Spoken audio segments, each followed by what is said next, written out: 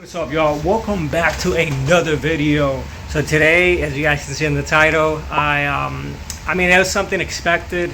I know I've heard from these shinies or these aftermarket engine harness. You know, a lot of times, you know, you just have to tweak. I think something from either the coil pack, and from what I've seen from Young Status, it was the injectors that they messed with the wires, and that was all. That was the only thing. And then he had a good running, working, functioning engine harness, pretty much a Type S one. But I decided to take a risk, and I went with a aftermarket eBay, Amazon conversion harness, which is equivalent. So I'm gonna put a picture here to the, and you're gonna see as I go through, to the K-Tune one. So I was like, you know what? Let me try it out. I did do a little bit of some of the wires, and some of them did check out. So I was like, you know what? I think it might work. Installed it and went on K-Pro because I am running Honda. I noticed that the first error that an issue that I was having, the fuel pump was not priming whatsoever. I started getting all these DTCs, all these codes for everything that should be checking out, because I did wire it correctly, and it didn't work. Nothing worked. So I was like stuck, you know. And you know, it's always risky when you do stuff like that. You know, you can always burn your ECU, or you could destroy, you know, your standalone for the most part. And you know, I took a risk on that, and you know, I'm hoping and praying that everything is right and perfect. So I think it is. I ended up I have a good known one, which is a Wireworks that I kept. The only issue that I've never really ran that one in the future, because I actually got it for the EG, it's because my primary to O2 sensor was not responding. I was getting these codes on K-Pro, you know, it was like not responding or something, and I'm not sure if it was the heat sensors section or the signal section, but I ended up hitting Wireworks and they pretty much blew me off. So I just decided to keep it.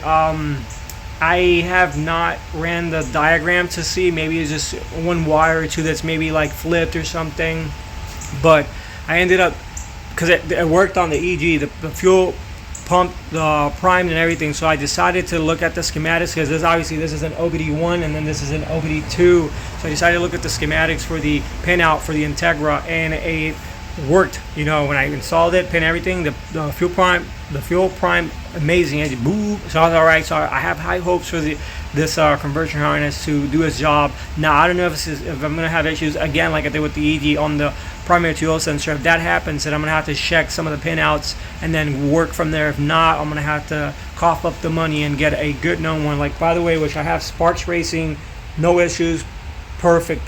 So if you guys are looking for one and you're a little bit in the waters or what to run, obviously Hybrid Racing, K-Tune, can't go wrong with all those name brand ones. They do have some other ones out there that, you know, are good known. I don't know off the top of my head, but Sparks Racing, no issues. I recommend you guys get them. Perfectly fine. I think it was like 200 bucks. I'm not sure if it went up or not, but perfectly fine, perfectly good. Look, rambling. We got the culprit right here, and this is what you're gonna get if you buy it from online. Obviously, it's advertised as K-Swap EG and K-Swap Integra. So I was like, okay, shit worked perfectly fine and no issues. And I ended up, you guys can see, even connecting the coolant temp sensor, so I can read my clusters from the wires that are already,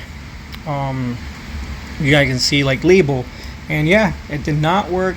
It was a bust, and it was expected. It was super expected. You know, I just was hoping that I can show you guys that, you know, the budget way, a cheaper way, something more affordable. But I mean, no biggie. I mean, I do have to, you know, get a good known one, and then, because I cannot find a diagram for conversion harness, but I'm gonna have to pretty much get one, a good known one, like, which I do have, and just kind of like run every wire one by one to see where they pin wrong or what's going wrong with it. But essentially, I didn't really blew a lot of money. I think it was like 35 bucks or so. If I find the actual price, I'll put it up here for you guys. But yeah, it was expected, and this is what happened. So yeah, so I'm just advising you guys to not buy any of these unless you're buying it from a good vendor like Jack Spaniel and stuff like that. A lot of those are tested and they run, you know, they're pretty much guaranteed. So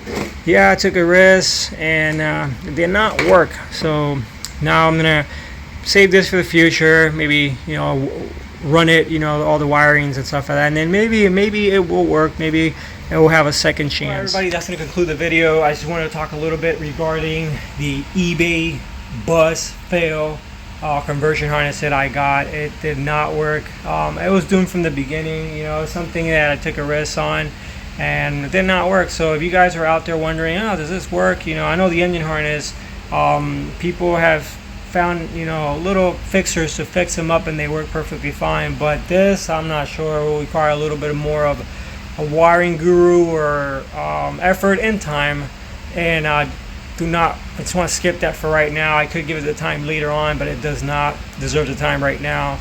But yeah, just telling you guys to stay away from these. They're completely bust. Now if you're getting it from Jack Spaniel, or you're getting them from Pool Boost, link down below here for you guys at 10% on checkout. I'll sell you guys if you guys are interested.